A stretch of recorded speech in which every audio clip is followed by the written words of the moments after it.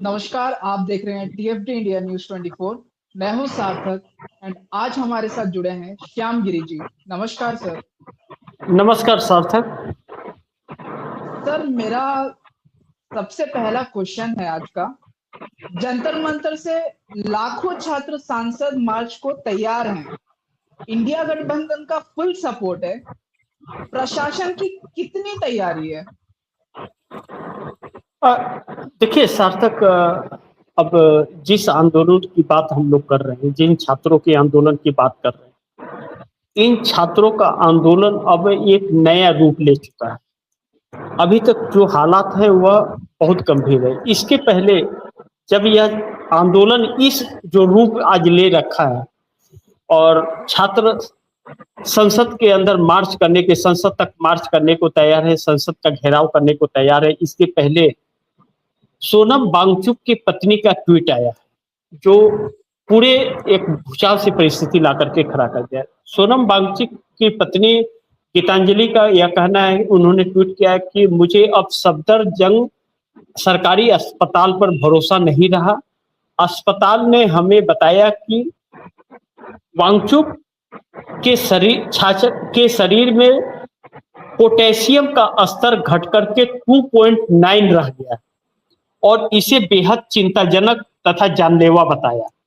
लेकिन जब अस्पताल ने सार्वजनिक स्वास्थ्य बुलेटिन जारी किया तो उसमें पोटेशियम का वास्तविक स्तर बताने के बजाय केवल इतना लिखा कि पोटेशियम का स्तर घट रहा है। करीब 10 घंटे इंतजार और बार बार अनुरोध करने के बाद रात 10:30 बजे गीतांजलि को उनका रक्त नमूना बाहर जांच के लिए ले जाने की अनुमति दी गई। एक स्वतंत्र प्रयोगशाला की जांच में पोटेशियम का स्तर 3.5 आया, जो सामान्य सीमा के भीतर है। यानी कि आप सोचिए 3.5 जहां है वहां 2.9 वह लोग बता रहे हैं। इससे यह मतलब साबित होता है, इसके पहले भी हम लोगों ने इस पर चर्चा किया था। यह 2.9 का मतलब यह हो गया कि उनका शरीर जवाब दे रहा है और 24 घंटे इस बात को हो गए। 24 घंटे का मतलब यह है कि वह 2 पॉइंट के आसपास अगर आ गया है, अगर इस गति से घट रहा है, इसका मतलब है कि सोनम वांगचुक सुरक्षित नहीं। अब सोनम वांगचुक की पत्नी ने यह कहा कि हमें बाहर ले जाकर के दूसरे हॉस्पिटल में इलाज कराने की इजाजत दी जाए। लेकिन सोनम वांगचुक को क्या ना कि हॉस्पिटल में रखा नहीं गया है, उन्हें कैद करके रखा गया है, कैद करके। अब कई सौ प्रशासन के लोग बाहर सफदरजंग अस्पताल के बाहर हैं, अंदर अस्पताल के अंदर उनकी कस्टडी में हुआ है सोनम वांगचुक। लेकिन सोनम वांगचुक सुरक्षित है या नहीं है इस बात की गारंटी नहीं है, क्योंकि वो ऐसा कुछ भी अभी तक रिपोर्ट नहीं आ रहा है। लेकिन वो सोनम वांगचुक की पत्नी ने जो बात कही है, एक बात और कही है अपने ट्वीट में। उन्होंने कहा है कि सफदरजंग अस्पताल की रिपोर्ट के अनुसार सोनम वांगचुक का पोटेशियम स्तर 2.9 है, जबकि कल ही यह 4.3 था। जब जंतर मंतर पर थे उस समय 4.3 था, तो 2.9 यह बता रहे हैं, यह सही है। अस्पताल न तो हमें उन्हें किसी दूसरी लैब में ले जाकर सेकेंड ओपिनियन लेने की अनुमति दे रहा है और न ही हमारी मौजूदगी में उनका रक्त नमूना ब्लड सैंपल दे रहा है ताकि हम उनकी किसी दूसरी प्रयोगशाला में जांच करा सके। मैं पिछले 3 घंटों से इंतजार कर रही हूँ। यानी कि दूसरी जगह ले जाके इजाजत भी नहीं है ले जाने की, और उनकी पत्नी को उनसे मिलने की भी इजाजत नहीं है। यानी कि यह संदेह के घेरे में है कि क्या सोनम वांगचुक सुरक्षित है या नहीं है। और हाईकोर्ट में यह मामला गया है। हाईकोर्ट बोल रहा है कि 24 तारीख को सुनवाई करेंगे। आज हाईकोर्ट में सुनवाई था, लेकिन उसने सुनने से इनकार कर दिया, बोल रहा है 24 तारीख को सुनवाई करेंगे। अब इस बीच बहुत सारी बातें निकल करके आ रही है। यह सवाल खड़ा हो रहा है कि क्या सोनम वांगचुक सुरक्षित है या यह दुनिया छोड़ के चले गए। इसका जवाब नहीं है। सरकार की तरफ से कोई टिप्पणी नहीं है, प्रशासन की तरफ से टिप्पणी नहीं है, हॉस्पिटल की तरफ से टिप्पणी नहीं है। इस पर गीतांजलि सोनम वांगचुक की पत्नी ने यह कहा है कि अगर सोनम वांगचुक को कुछ होगा तो उसकी पूरी जिम्मेदारी सरकार की होगी। अब यहाँ पर सरकार फंस गई है। दूसरा, आपने कहा कि जंतर मंतर से लाखों छात्र संसद मार्च को तैयार है। इंडिया गठबंधन का फुल सपोर्ट है। प्रशासन कितनी तैयारी है। प्रशासन की तैयारी यह है कि जंतर मंतर पर वाटर कैनन की गाड़ी तैनात हो चुकी है, जैमर लग चुके हैं, सीसीटीवी कैमरे की निगरानी पूरी हो रही है और ड्रोन चलाए जा रहे हैं वहां पर, और तकरीबन 4 किलोमीटर पहले ही गाड़ियों को रोक दिया जा रहा है वहां जाने के लिए। यह स्थिति और परिस्थिति बनी हुई है जंतर मंतर की। दूसरा बड़ी महत्वपूर्ण है कि इन छात्रों के साथ अब सिर्फ जंतर मंतर दिल्ली ही नहीं रहा, कल रात बहुत से जुटान हुए हैं यहाँ छात्रों के, और छात्र के परिवार भी आए।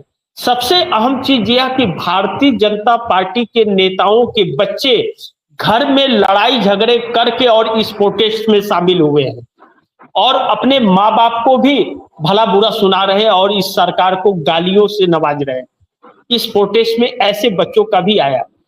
दूसरा बड़ी महत्वपूर्ण है कि पूरे विश्व में यह प्रसारित हो रहा है, पूरे विश्व की मीडिया, अल जजीरा हो या क्या ना कि अमेरिका की एबीएन न्यूज हो, सभी न्यूज में पूरे विश्व में यह ब्रेकिंग चल रहा है अब, और लाइव प्रोटेस्ट दिखाया जा रहा है। लेकिन हमारे देश की मीडिया अभी भी इसे लिपापोती करने की कोशिश की जा रही है। दूसरा बड़ी महत्वपूर्ण बिंदु है कि राकेश टिकैत जो भारतीय किसान यूनियन के सपोर्टर, वह कल गए हुए थे जंतर मंतर और जाकर के छात्रों को सपोर्ट दिया। उन्होंने यह कहा कि 5 लाख ट्रैक्टर अभी भी तैयार हैं दिल्ली आने कूच करने के लिए। अगर छात्रों के साथ किसी भी तरह का अत्याचार होता है तो किसान चुप नहीं बैठेंगे। सवाल यह है कि इसमें छात्र जो हैं, उन छात्रों के माँ बाप किसान भी हैं, उनके लोग प्रशासन में भी हैं, उनके लोग सरकार में भी हैं। इस तरह सरकार के अंदर भी एक बड़ी बगावत जन्म लेती हुई नजर आ रही है। जिस तरह से संसद मार्च के लिए यह छात्र निकल रहे हैं और बैरिकेटिंग जिस तरह से दिल्ली के अंदर हुई है, बहुत सी तस्वीरें ऐसी है कि वह तस्वीरें अब दिखाई नहीं जा सकती। लेकिन टीएमडी इंडिया न्यूज़ 24 के पास में ऐसी बहुत सारी तस्वीरें आई हैं जो जिन तस्वीरों को हम लोग अब दिखाएंगे, उसे जरूर संसद घेराव के वक्त उस तस्वीरों को हम लोग दिखाएंगे। लेकिन यह सरकार चैनलों पर बहुत तगड़ा एक्शन ले रही है, हर चैनलों को धमकियां भी जा रही हैं, यूट्यूबर्स को भी धमकियां बहुत सारी मिल रही है और बहुत लोगों के तो चैनल को बंद कर दिया गया है। इन हालातों में भी सोशल मीडिया के प्लेटफॉर्म पर खबरें लगातार दिखाई जा रही हैं, लेकिन नेशनल मीडिया जो है, जिसकी मुख्य जिम्मेदारी थी, वह अपनी जिम्मेदारियों से भाग करके इसे लिपापोती करने की कोशिश कर रहा है। अब सवाल यह नहीं है कि शिक्षा मंत्री धर्मेंद्र प्रधान का इस्तीफा चाहिए, अब इस सरकार का इस्तीफा चाहिए। छात्रों की यह गूंज निकल पड़ी है, इसके लिए इस सरकार के हाथ पांव फूले हुए हैं। अभी 2 दिन पहले तक जब सोनम वांगचुक को उठाया गया जंतर मंतर से, तब जंतर मंतर के ऊपर 150 से 200 लोगों की संख्या थी, इससे ज्यादा की नहीं थी। हमने गाजीपुर बॉर्डर पर किसान आंदोलन को भी कवर किया था। गाजीपुर बॉर्डर पर भी यही परिस्थितियां थी, 150-200 लोग थे जब राकेश टिकैत को वहां से हटाने की कोशिश की गई थी, लेकिन राकेश टिकैत ने वहां पर खेल पलट दिया। जैसे ही यह प्रशासन मारपीट की कोशिश करने लगी, राकेश टिकैत अड़ करके बैठ गए थे। इन छात्रों ने भी आह्वान किया है कि जहां पर प्रशासन रोकेगा वहीं पर बैठ जाए छात्र। इस आंदोलन का आवाज गूंजा है कि जिस जगह पे महाराष्ट्र से आ रहे हैं, बिहार से आ रहे हैं, बंगाल से आ रहे हैं, आज की मैं गति अगर आपको बताऊं सार्थक, तो महाराष्ट्र के अंदर शिवाजी पार्क यानी और बाकी के सब पार्कों में इंडिया गेट के ऊपर पूरी तरह से छात्र एकदम वहां पर भरे हुए हैं और वहां पर क्या नाम है कि धरना प्रदर्शन चल रहा है सरकार के खिलाफ। बिहार के अंदर चल रहा है, आज बंगाल के अंदर बड़ी भारी मात्रा में लोग उतरे हैं। अलग अलग संस्थाएं भी इन छात्रों के सपोर्ट में निकली है। यूथ कांग्रेस पूरी तरह से सड़क पर उतर चुका है, 100% यूथ कांग्रेस से उतर चुका है। कांग्रेस का छात्र संगठन जो है NSUI, वह पूरी तरह से सड़क पर उतर चुका है। यह आंदोलन अब जन आंदोलन में तब्दील हो गया है, लेकिन सरकार के कानों पर जू नहीं रेंग रही है, एक शब्द तक नहीं बोली है। लेकिन कहा जा रहा है कि प्रशासन को बहुत कड़े आदेश है कि यह छात्र किसी भी कीमत पर संसद तक ना पहुंच पाए। लेकिन अगर छात्र और प्रशासन के बीच टकराव हो गया और वह टकराव अलग प्रारूप लेने लगा, तो फिर समस्या खड़ी सरकार के लिए और प्रशासन दोनों के लिए हो जाएगी। क्योंकि तब फिर यह देश उठ खड़ा होगा, और देश उठ खड़ा होगा तो फिर सरकार को बचने का रास्ता नहीं मिलेगा। तब 100% इस देश में नेपाल और बांग्लादेश हो सकता है। इसकी संभावनाएं बहुत ज्यादा है। अभी बहुत कुछ नहीं कहा जा सकता, लेकिन इस सरकार के जो रवैये हैं, जिस तरह से यह सरकार आगे बढ़ रही है, अपने प्रशासन को आगे करके और छिप रही है, अब छिपना इसके लिए मुश्किल होगा। इतना आसान अब छिपना नहीं होगा, क्योंकि जनता जान भी गई है और जनता इनके मकसद को कामयाब नहीं होने देगी। और धर्मेंद्र प्रधान का इस्तीफा अभी भी लेने के लिए यह सरकार तैयार नहीं है। अभी भी इस सरकार ने बातचीत करने के लिए भी नहीं बोला है। और प्रशासन की तरफ से आज ऐलान हुआ है। प्रशासन ने क्या कहा? प्रशासन ने कहा कि कोई भी बैरिकेड को पार करने की कोशिश ना करे। यह बात कही जा रही है कि कोई भी बैरिकेड को पार करने की कोशिश ना करे, वरना अच्छा नहीं होगा। बहुत महत्वपूर्ण यह है कि जैमर लगा करके पूरे लोगों को संपर्क काट दिया गया है। वहां से न तो मैसेजेस जा सकते हैं, न तो कोई वीडियोस कोई भेज सकता है, न तो वहां से लाइव कोई चला सकता है, कुछ भी नहीं। फुटेज लेकर के 5 किलोमीटर तक जाना कर, वहां से जाकर के फिर शेयर करना पड़ेगा। और पूरे दिल्ली के नेटवर्क काटे जाएंगे क्या? इस तरह की संभावना होगी क्या? अभी कुछ कहना जल्दबाजी होगा, लेकिन जंतर मंतर पर हालात सही नहीं है। और संसद के अंदर जिस तरह से विपक्ष इंडिया गठबंधन के लोग प्रोटेस्ट कर रहे हैं, वह प्रोटेस्ट भी आज भी बहिष्कार हो गया और प्रोटेस्ट कर रहे हैं। वह प्रोटेस्ट सरकार के लिए एक संकेत है कि यह सांसद भी कहीं ऐसा तो नहीं कि अब छात्रों के साथ मिल गए, क्योंकि इंडिया गठबंधन का तो फुल सपोर्ट था। वह बोले थे कि हम आपके साथ हैं। जी सर।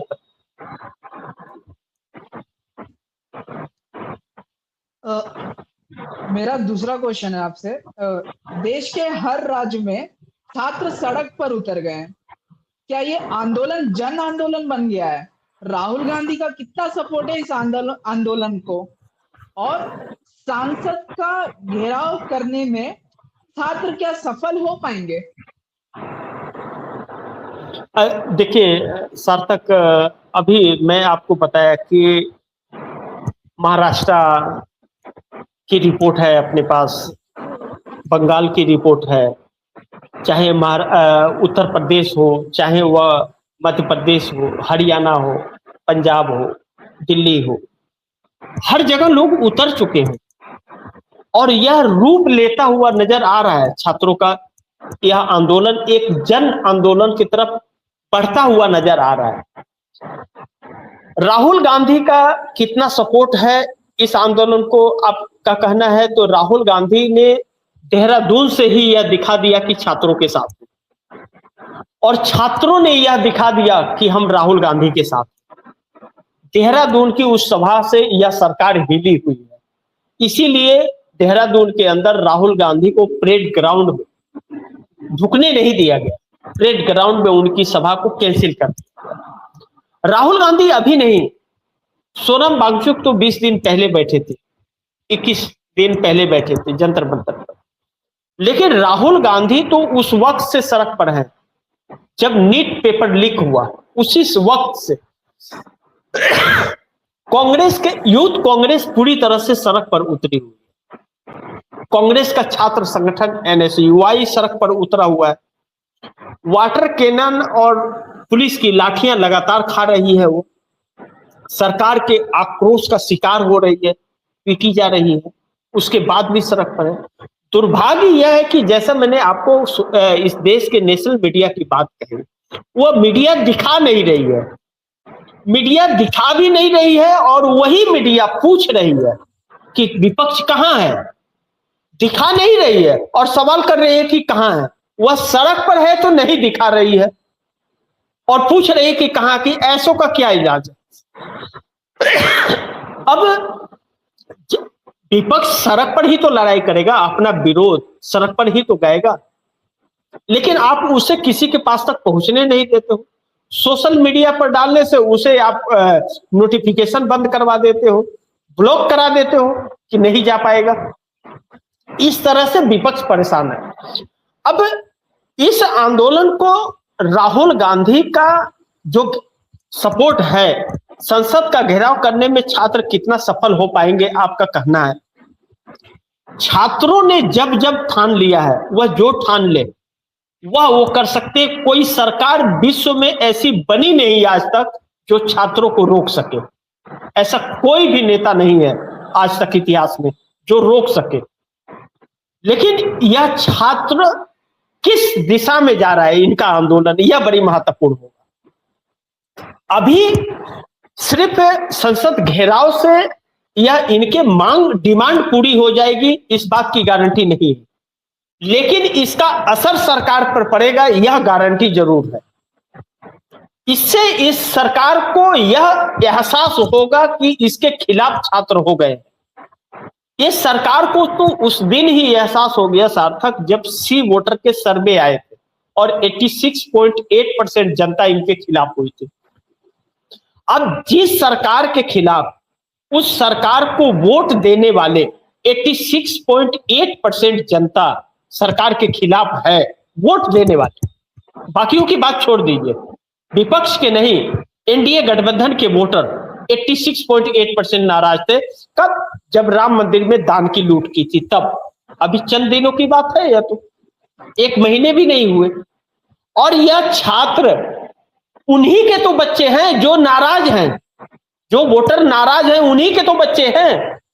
इन छात्रों के ही तो माँ बाप किसान हैं, इन्हीं छात्रों के तो माँ बाप इस प्रशासन में बड़े अधिकारी हैं। कल एक बच्चे ने अपने मुख पर मास्क लगा करके यह बयान दिया कैमरे पर कि हमारे पूरा परिवार बीजेपी का है, हमारे फादर नेता हैं भारतीय जनता पार्टी के, और हमें डबल लड़ाई लड़नी पड़ रही है, सरकार से भी लड़नी पड़ रही है और हमें अपने भविष्य के लिए भी लड़ना पड़ रहा है। कल भी हम लोगों ने इस पर डिस्कस किया था। तो अब आप बताइए कि जब भारतीय जनता पार्टी के ही बच्चे, उन्हीं के नेताओं के बच्चे इस आंदोलन में शामिल हो रहे हैं और संसद घेराव और इस सरकार को कोस रहे हैं कि यह सरकार बदलनी चाहिए, यह निर्लज सरकार है, इस सरकार को शर्म नहीं आती, तो फिर बचा ही क्या है? यह सरकार बेशर्म हो गई है। हकीकत यह है इस वक्त जो देश के हालात हैं उसे जान करके रूह कांप रही है कि क्या हालात इस देश का बना दिया है। अब अंदेशा इस बात का है कि क्या अगर इस सरकार इसी तरह हठकर्म रही और जिस तरह से छात्र अलग अलग राज्यों में उतर चुके हैं, कहीं अब इनके माता पिता भी इनके साथ खड़े हो गए, किसान भी खड़े हो गए, तब तो यह बांग्लादेश और नेपाल हो जाएगा भारत। इस दिन के लिए भी यह सरकार उससे ही उत्साहित कर रही है, उन लोगों को कुरेद रही है, मतलब मजबूर कर रही है छात्रों को ऐसा कुछ करने के लिए। यह दुर्भाग्य नहीं तो क्या है। उसके बावजूद यह सरकार संसद चलाने के लिए विपक्षी दलों के नेताओं को तोड़ने की कोशिश में है। सर्वदलीय बैठक बुलाई गई, उससे विपक्ष पूरी तरह से बायकॉट कर गया, इसलिए कि टीएमसी के जो बागी सांसद थे उनको पार्लियामेंट से अनुमति नहीं मिली है और उन्हें मिल भी नहीं सकती कानूनन, उन्हें भी उस बैठक में शामिल किया गया था। विपक्ष पूरी तरह से बायकॉट कर गया कि हम आपकी बैठक का बहिष्कार करते हैं, और बहिष्कार कर दिया। यह निर्लज सरकार है, लोकतंत्र को नहीं मानती, संविधान को नहीं मानती। संविधान का वह क्लोज कानून यह कहता है, हम लोगों ने उसे पढ़ा है और जानकारी है इस बात की, कि संविधान कहता है कि जिस पार्टी का कोई प्रतिनिधित्व पार्लियामेंट के अंदर न हो, बागी गुट अगर उस दल में मिलते हैं तो उन्हें मान्यता नहीं दी जा सकती। और वह जिस एनसीपीआई में गए हैं, वह एनसीपीआई तो 2024 लोकसभा का चुनाव भी नहीं लड़ी, तो उसके सांसद कैसे हो सकते हैं? यह सरकार अपनी अकड़ रवैये से इस देश को धोखा दे रही है, इस देश के लोकतंत्र को दीमक की तरह चाट रही है। आज यह छात्र संसद घेराव के लिए मजबूर है, इनके पास कोई रास्ता नहीं है, इनके भविष्य दांव पर लगे हुए हैं। यह जब पढ़ाई लिखाई करके 20-20 घंटे वह बच्चे पढ़ते हैं, तब नीट के पेपर का वह तैयारी करते हैं, 24 घंटे में 20 घंटा पढ़ना पड़ता है इन्हें। कितना मानसिक तौर पर कितना प्रेशर और दबाव इनके ऊपर होता होगा, इस सरकार को एहसास इस बात की नहीं है। लेकिन इन बच्चों के माँ बाप किस मजबूरी में कहां से पैसे ले आकर के इन बच्चों को देते हैं, हॉस्टल का खर्चा, कोचिंग का खर्चा, पढ़ाई का खर्चा, कपड़े का खर्चा, किताब का खर्चा, सब कैसे इनके जेब खर्चे कैसे पूरे करते हैं, वह वही माँ बाप जानते हैं कि किस तरह, क्या किसी से कर्ज ले रहे हैं, किसी के सामने हाथ फैला रहे हैं, उसकी मजबूरी का वह फायदा व्यक्ति उठा रहा है, ब्याज पे ले रहे हैं, लोन ले रहे हैं, पेट काटने कैसे कर रहे हैं, उससे इस सरकार को मतलब नहीं है। 3.5 लाख करोड़ रुपया 3.5 लाख करोड़ रुपया नीट पेपर की तैयारी करने वाले बच्चों के माता पिता खर्च करते हैं और सरकार बजट उतना ही पेश करती है उन छात्रों के लिए 3.5 लाख करोड़ रुपया। राहुल गांधी ने अपने प्रेजेंटेशन में एकदम साफ तौर पे एक ग्राफिक दिखाया। राहुल गांधी इस देश के पहले नेता हैं जो जनता के बीच अपना प्रेजेंटेशन देते हैं। सरकार में बैठे हुए लोग है कोई एक शख्स भी, चाहे विपक्ष का या सत्तारूढ़ दल का, एक शख्स भी नहीं है जो जनता के बीच में अपना प्रेजेंटेशन दे कि हाँ हम जनता को इसलिए इतना वो कर रहे हैं कि यह ग्राफिक के द्वारा हम बता रहे हैं कि यह जनता का नुकसान होता है। उस राहुल गांधी के साथ पूरा छात्र खड़े हैं, वह राहुल गांधी भी छात्रों के साथ खड़े हैं। खुलेआम राहुल गांधी ने ऐलान कर दिया कि इसका सपोर्ट में कांग्रेस है पूरी तरह से और इस सरकार की नींद धुली है। राहुल गांधी का यह 3 महीने पहले यह बयान आया था, बंगाल चुनाव के वक्त यह बयान आया था कि 1 साल में मोदी सरकार गिरेगी और मोदी के इस्तीफे होंगे। आज पीएमओ में डर का माहौल फैला हुआ है, डरे हुए हैं ये लोग, बिल में ढुके हुए हैं, लेकिन छात्रों से संवाद करने की हिम्मत नहीं है इन्हें। और वह नकारा सांसद जो है, एक पार्टी से चुनाव लड़ते हैं, दूसरी पार्टी में जाकर के शामिल होते हैं, इस देश की जनता को गुमराह कर रहे हैं। अब उन सबका हिसाब करने के लिए यह छात्र तैयार है। बस भगवान से यह गुजारिश है कि इन छात्रों के साथ कोई घटना न घटे, अन्यथा यह सरकार का पतन का कारण होगा। देखना यह है कि अब संसद घेराव के लिए आप कह रहे हैं कि छात्र सफल होंगे, छात्र चाह दे तो क्या नहीं, किस चीज में सफलता नहीं हासिल कर सकते। जो नीट का एग्जाम निकालते हैं, किस तरह पढ़ के तैयारी करके निकालते हैं, यही छात्र सरकार चलाते हैं, ब्यूरोक्रेसी चलाते हैं इसी पढ़ाई से। तो क्या इस सरकार को बदलने का तरीका यह नहीं निकाल सकते? इनके अलावा कोई है नहीं जो सरकार को, निजाम को बदल सके, और इस सरकार को बदलने के कारण भी यही छात्र होंगे। आप देख लीजिएगा साहब, देर है लेकिन यह दुरुस्त आए हैं और यह आंदोलन यहीं तक खत्म नहीं होने वाला है। बहुत कुछ नजरें बनी हुई हैं और बहुत सारी तस्वीरें आने वाली हैं। देश के अलग अलग हिस्सों से जो तस्वीरें आ रही हैं वह तस्वीरें बहुत डरावनी है।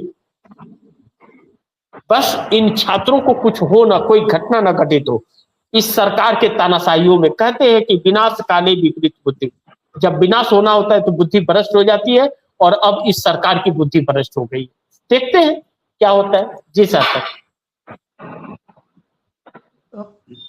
मेरा तीसरा क्वेश्चन है आपसे, सरकार कितने बड़े संकट में फंसी है इस आंदोलन से? मोदी सरकार के लिए चुनौती कितनी बड़ी है और एनडीए गठबंधन के सांसद क्या मोदी सरकार का साथ देंगे? 2-3 चीजें हैं सार्थक इसमें, इसको 3 हिस्से में लेकर के हम लोग चलते हैं, तब देश को भी समझ आएगा और आप हमारे दर्शकों को भी समझ आएगा। आपने कहा सरकार कितने बड़े संकट में फंसी है इस आंदोलन से।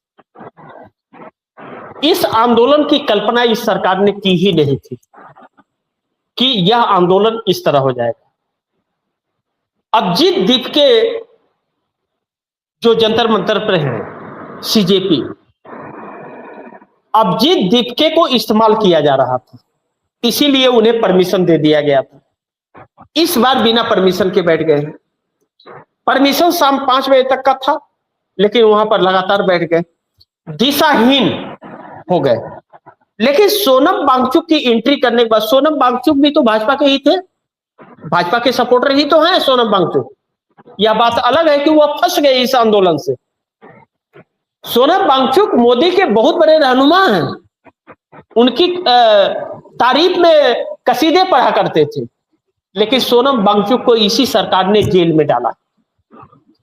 और आज इनके साथ पूरा देश खड़ा हो रहा है, क्योंकि यह सही काम कर रहे थे, लेकिन वहां भी चाल चली जा रही थी। इसे समझना बहुत जरूरी है। सोनम वांगचुक फंस गए भूख हड़ताल पर बैठ करके, उनको फंसा दिया गया साजिश के तहत। अभिजीत दीपके ने फंसा दिया सोनम वांगचुक के भूख हड़ताल का ऐलान करके। अब यह फंस गए, अब इन्हें बैठना था।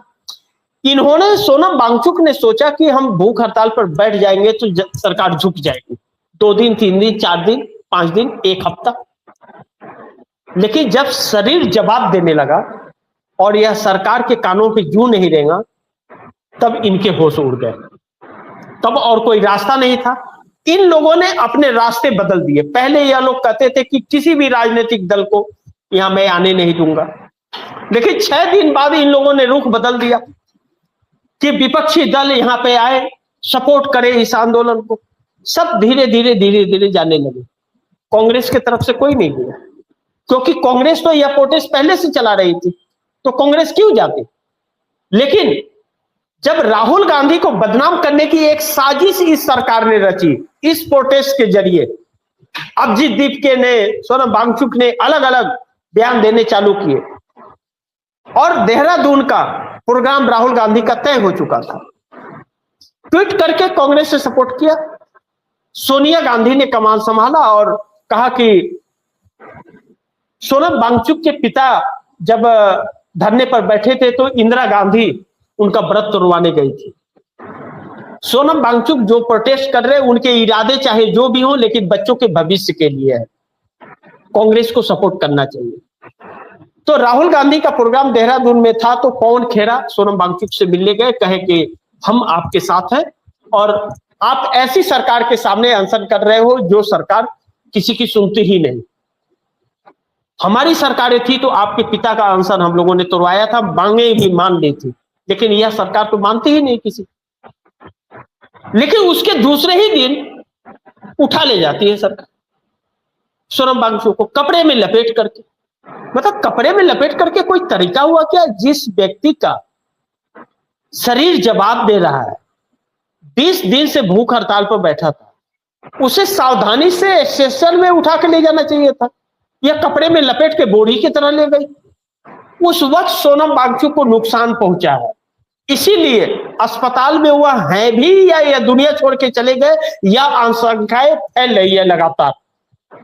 और हाई कोर्ट ने यह कहा है कि 4 दिन बाद सुनवाई करेंगे उनकी पत्नी को मिलने के लिए, यानी कि 4 दिन का गैप ले रही है। क्या यह सरकार जिस तरह जंतर मंतर पर तैयारी कर रही है, तो 4 दिन में इस पूरे आंदोलन को समाप्त करने की तैयारी कर रही है, तो उसके बाद सोनम वांगचुक की डेड बॉडी सौंपेगी, या फिर सोनम वांगचुक जिस हालात में है उसी हालात में सौंप देगी? उनकी पत्नी को क्यों नहीं मिलने दिया जा रहा है? अगर सोनम वांगचुक सुरक्षित है तो क्यों नहीं मिलने दिया जा रहा है? दाल में जरूर कुछ काला है। दूसरी चीज, इसमें यह फंस गई सरकार पूरी तरह से। दूसरा, आपने कहा मोदी सरकार के लिए चुनौती कितनी बड़ी है। मोदी सरकार के लिए यह चुनौती नहीं, मोदी सरकार के पतन का कारण यह आंदोलन बनने जा रहा है। मैंने अभी आपको सी वोटर के सर्वे का बात किया। वह सी वोटर का सर्वे इस सरकार के पक्ष में अपना सर्वे दिखाता है हमेशा, यानी कि 86.8%। इसका मतलब इससे बहुत ज्यादा है, उसमें छिपा ही नहीं पाया उसने। इनके वोटर ही इनके खिलाफ है, यानी कि इन लोगों की जमानतें जब्त हो जाएगी अगर निष्पक्ष चुनाव हो गया तो। यह लोग समझ गए हैं। अब यह सरकार इस चिंता में है, चुनौती इसलिए इसके लिए बहुत बड़ी है कि अगर यह आंदोलन बांग्लादेश और नेपाल का रुख लिए लिया तो क्या होगा, और उससे रोकने के लिए अलग अलग व्यवस्थाएं यह कर रहे हैं। वाटर कैनन, आंसू गैस के गोले, अलग अलग तरीके अपना रहे। उसमें कोई बच्चा हताहत हो गया और आक्रोश में पूरे देश के छात्र निकल पड़े दिल्ली, तो फिर तो कहां यह भागने के इनका जगह मिलेगा? तो इनकी बुद्धि भ्रष्ट हुई पड़ी है। इसलिए कहना पड़ रहा है कि कोई अनहोनी ना हो जाए। अनहोनी हुआ तो फिर बहुत बड़ी समस्या खड़ा हो जाएगी, क्योंकि विश्व में प्रसारित हो रहा है यह आंदोलन। अब पूरे विश्व में दिखाया जा रहा है। हमारे देश की मीडिया कितना भी लिपापोती कर ले, अब कोई फर्क नहीं पड़ने वाला है। अब इस आंदोलन ने अपना स्वरूप लेना शुरू कर दिया है। यही वजह है कि महाराष्ट्र हो या बंगाल हो, आसाम हो, बिहार हो, मध्य प्रदेश, उत्तर प्रदेश, पंजाब, हरियाणा, हर जगह यह प्रोटेस्ट शुरू हो चुका है। और इस तीसरा आपने इसमें सवाल टूक दिया कि एनडीए गठबंधन के सांसद क्या मोदी सरकार का साथ देंगे? एनडीए गठबंधन का जो सांसद या उनकी सहयोगी दल है, उन लोगों को अलग अलग राज्यों में दौड़ा लेंगे यह छात्र। उनको डर इस बात का है, इसलिए किसी ने भी कोई टिप्पणी इस आंदोलन पर नहीं की है।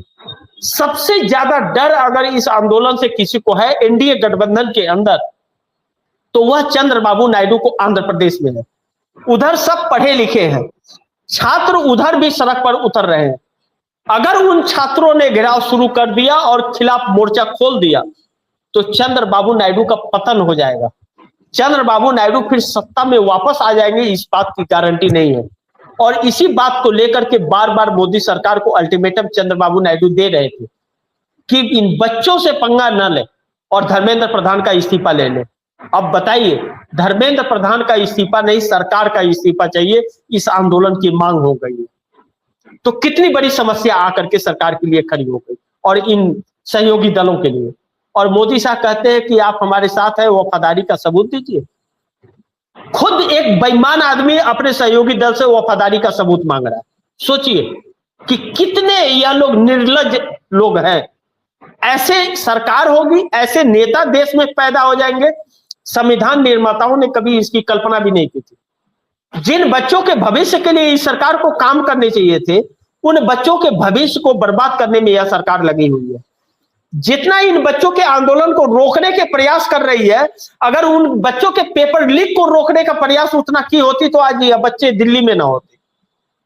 लेकिन निर्लज सरकार से इससे ज्यादा उम्मीद भी नहीं कर सकते। जी सर। तो सरकार को ये सब से मिल क्या रहा है? मेरा एक्चुअली फोर्थ क्वेश्चन है, आरएसएस बीजेपी को इस तरह का माहौल पैदा कर क्या हासिल हो रहा है? इसमें फायदा क्या है? सार्थक देखिए, ये बड़ी महत्वपूर्ण है। मैं पूरे प्रूफ के साथ इस बात को कह रहा हूं कि हम लोग के पास में बहुत सारे सबूत है। हम लोग तो अपने चैनल पर फुटेज बहुत कम चलाते हैं, लेकिन खबरें करते हैं तो खबरों पर चर्चा करते हैं तो उसके फुटेज के साथ पूरे सबूत हम लोग रखते हैं। वो सबूत रखना पड़ता है क्योंकि कभी भी प्रशासन सबूत मांग सकता है, सरकार सबूत मांग सकती है। इसके लिए वह सारे सबूत रखने पड़ते हैं, भले दिखाएं या न दिखाएं उसे, वह एक अलग बात है। आरएसएस का पूरा हाथ राम मंदिर के चंदा लूट में है। भारतीय जनता पार्टी के नेताओं का भी अलग अलग तरीके से इन्हीं लोगों के कस्टडी में पूरे मंत्र है। आरएसएस के 100 साल 17 सितंबर को हो गए। 17 सितंबर 2026 को आरएसएस के 100 साल हो गए। आरएसएस और भाजपा का मकसद है संविधान को बदलना और इस देश में हिंदू राष्ट्र को स्थापित करना। हिंदुत्व की परिभाषा यह अपने हिसाब से तय करना चाहते हैं। यह तय करेंगे कि कौन हिंदू है और कौन हिंदू नहीं है। यह तय करेंगे कि किस हिंदू के बच्चे को शिक्षा मिलेगी नहीं मिलेगी। यह तय करेंगे कि इस देश का शासक कौन होगा, जबकि इनका आजादी की लड़ाई में कोई हाथ नहीं था। यह नपुंसक लोग हैं। उस वक्त अंग्रेजों के साथ थे और आज अमेरिका के साथ हैं और इस देश को एक बार गुलाम। अमेरिका का पॉलिसी है कि भारत को इतना कमजोर बना दो कि वह हमारे अधीन हो जाए और उसी पर नरेंद्र मोदी काम कर रहे हैं। नरेंद्र मोदी सोचते हैं जब गरीबी रहेगी तो लोग हमारे टुकड़ों पर पलेंगे, 5 किलो अनाज पर। वह 5 किलो अनाज नरेंद्र मोदी अपने घर से ला करके दे रहे हैं क्या? जिसने अपनी मां की इज्जत नहीं की, इस्तेमाल किया नोटबंदी में लाइन में लगा करके। सोचिए कि कोई अपने वृद्ध 80 साल की 90 साल की मां को लाइन में खड़ा करेगा धूप के अंदर 5,000 रुपया बैंक में जमा करने के लिए? उसके इतना नालायक बेटा कौन होगा जो हट्टा कट्टा बेटा क्या नाम कि अपने 80 साल की बूढ़ी मां को स्टेशन पर बैठा करके लाइन में लगा देगा? उससे बड़ा नालायक कौन होगा? तो नरेंद्र मोदी ने अपनी मां का भी प्रदर्शन कर दिया। यह व्यक्ति मां के शब्द का भी मतलब नहीं समझता है। परिवार में किसी को पूछता नहीं है और कभी सम्मान दिया नहीं, ना तो अपने बीवी को कभी सम्मान दिया। साल भर शादी के बाद में अपनी बीवी को छोड़ करके भाग गया, आज तक उसके सामने खड़ा होने की हिम्मत नहीं दिखा पाया। वह शादीशुदा होते हुए भी यह नहीं कह सकती कि मैं तलाकशुदा हूं। तो इस तरह का व्यक्ति तो इस शासन में बैठा हुआ है, जिसके पास कोई डिग्री नहीं है, लेकिन विश्व का एक अनोखा डिग्री बताता है। न्यायपालिका उस पर रोक लगा देता है कि नहीं, देश को जानने का अधिकार नहीं है। देश क्या इसका न्यायपालिका या चुनाव आयोग या सरकार की बपौती है क्या? इस देश की जनता चुन रही है इसे। तो फिर लेकिन यह अपनी तानाशाहियों को दिखा रहे हैं। तो यह जो माहौल है, इन लोगों ने ऐसी कल्पना नहीं की थी कि ऐसा होगा। इन लोगों ने नियम कानून अलग बना रखे थे। यह आंदोलन तो बिना परमिशन का आ गया है, जबकि इन लोगों का कहना यह है, कानून बनाया कि 3 महीना पहले प्रशासन से परमिशन लेना पड़ेगा कोई प्रोटेस्ट करने के लिए। आज आप परमिशन लेते हो तो 3 महीने बाद आप धरना प्रदर्शन कर सकते हो। ऐसा नियम कानून इन लोगों ने बनाया है। लेकिन यह तो बिना नियम कानून, जैसे यह बिना नियम कानून के चल रहे हैं, आम जनता सड़क पर उतर गई और यह देश का आंदोलन बन जाएगा। इन लोगों ने तो कभी कल्पना ही नहीं की थी।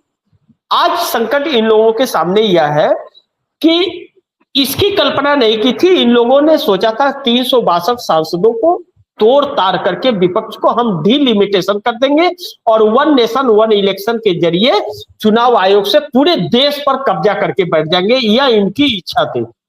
लेकिन इन छात्रों ने सारी इच्छाओं पर पानी फेर दिया और अब हवा दूसरी तरफ बह चुकी है।